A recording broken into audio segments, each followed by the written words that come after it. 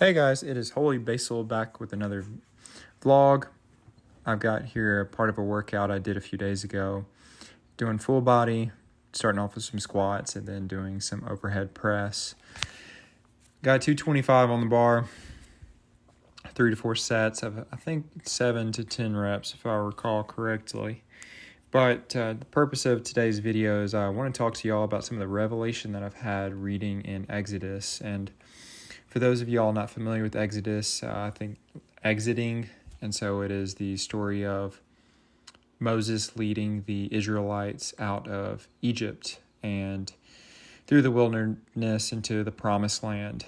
But what I really want to discuss were the 10 plagues that God sets upon Egypt. So while the Israelites are enslaved by the Egyptians, God throws 10 plagues, and just to name them, he turns the Nile into blood, he sends a plague of frogs, he sends lice and gnats, wild animals and flies, a pestilence of livestock where they die, boils upon people, thunderstorms of hail and fire, locusts, 3 days of darkness, and death of firstborns.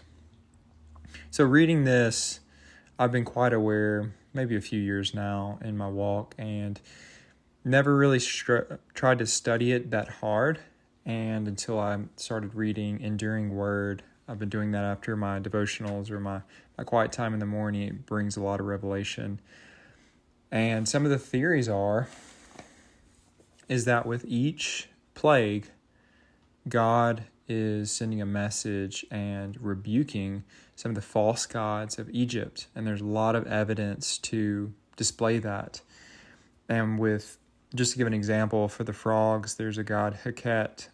There's like an Egyptian frog head god that they worshipped. And there's one for each of the plagues. There's a god of the air, there's a god of the livestock, god of the desert, etc. But the point that really hits me is that we are similar in that we have false gods, things that we worship that are not the all-living God, and God will expose them and bring them to light. And in Exodus 12:12, God says, "I am Yahweh, I will execute judgments against all the gods of Egypt." And God has done the same thing in my life, that all the things that I put before him, whether it be money, it has not made me happy, it made me depressed. Whether it be lust and pornography, it made me depressed in my past. Thankfully, I've overcome that. And anything else, God is above it all. So we must worship God in his truth and his fullest. And if we trust him and know him, he will lead us into the promised land. And just ignore this last footage. I really dropped the ball here. But anyways, love you guys.